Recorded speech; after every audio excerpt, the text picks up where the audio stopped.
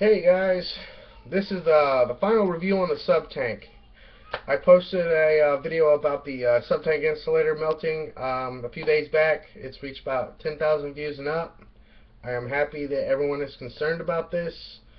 But this is the full and final review on the subtank.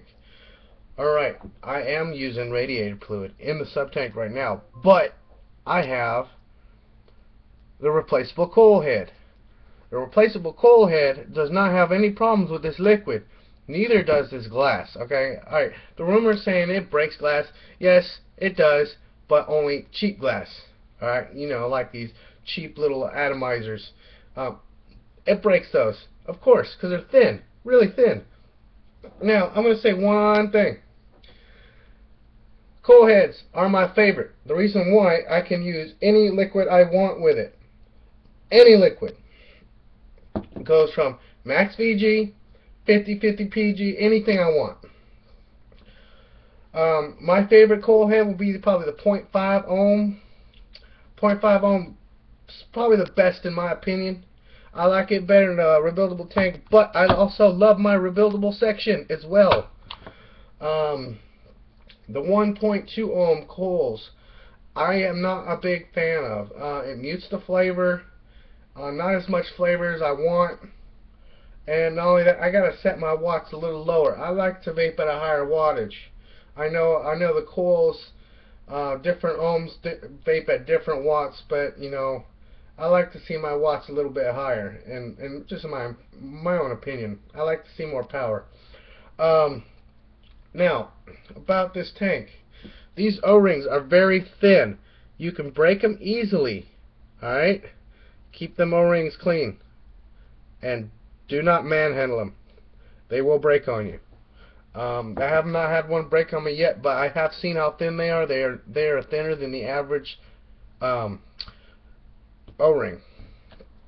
Now, about this RBA section. This is a good RBA section. I like it a lot, but do not use caustic juices in it. Do not anything that's acidic.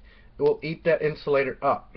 Alright, I do have a build still in it.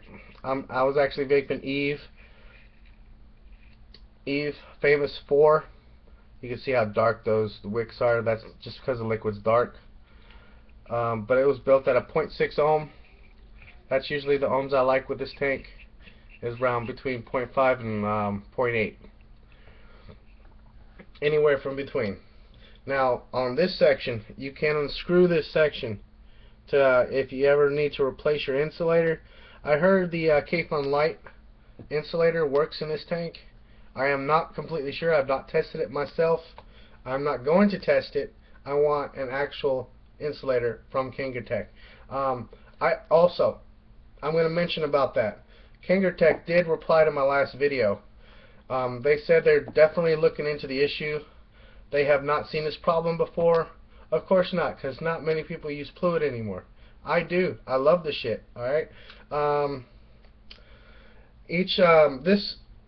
short cap goes with the RBA section. Alright?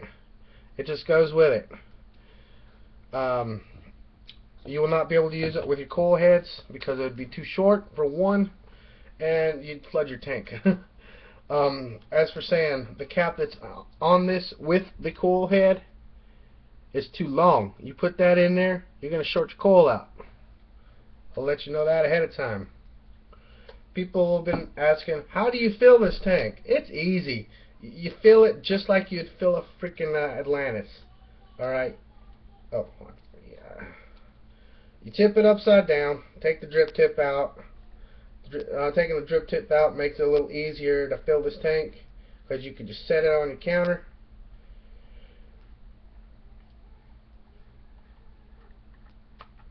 As you can see, I got the coil head in there so I can vape my radiator fluid without any problem. But this is how you fill your tank. You fill your tank through this on the side. You see how it's barely reach the top of that chamber. That's how you want to fill it. You want to fill it up to that chamber. If you want to switch juices more often, fill it about halfway. Now, I'm using a Sigelei 100 watt with this thing. Works great. Works great for any wattage I need for it. You don't really need that. Oh, let's see, 150 watts. Who needs that? Who actually goes up to 150 watts and says, I'm vaping safe? Alright, who needs it? The only thing I can say about the 150 watt, it's got an upgrade. You can have more accurate an ohm reader on your device. That is the only thing I see about that. Now, other than that, this tank is awesome.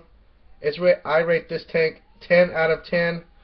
0.5 ohm, vaping at 29.4 watts at a 4.2 volt at point. Apparently these coils are 0.6 ohms on this device.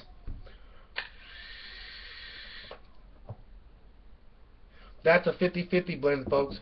10 milligrams of nicotine. It doesn't feel like 10 milligrams. It feels like a 3 to me. That's how smooth this liquid is. Now, I've been hearing this liquid had acetone in it. That is false, guys. False. I talked to the creator of Mad Murdoch's myself, and he does not add acetone into his liquids. Alright, guys? It's an anise oil. These little oil droplets that are in here, that looks like wormwood oil, okay? Wormwood oil. That's exactly what's in absinthe, okay? Absinthe is a great drink. It's strong. I love absinthe. But, guys, don't bash the fluid, man. The fluid is awesome. I heard there was something very similar to it. It's called spider venom. It's not as acidic. You could use it in your tanks without cracking them. But I like fluid. I'm a big fan of Mad Murdoch's. So, yeah. Other than that, this tank is the best tank I've ever used. And it's the only tank I'm going to ever use from now on. Especially if they fix the insulator problem. If they fix the insulator problem, it's the only tank I'm ever going to use. Unless they come out with something better than this, which there's not much you can do. It's got the right airflow, the right ohms. You can build on it. I know people that tailpipe this thing, drip on it. I personally don't do it because you get spit back in your mouth and it hurts. But other than that, this concludes the last review for this device. And I hope you guys like it. Vape safe, use safe batteries, and peace out.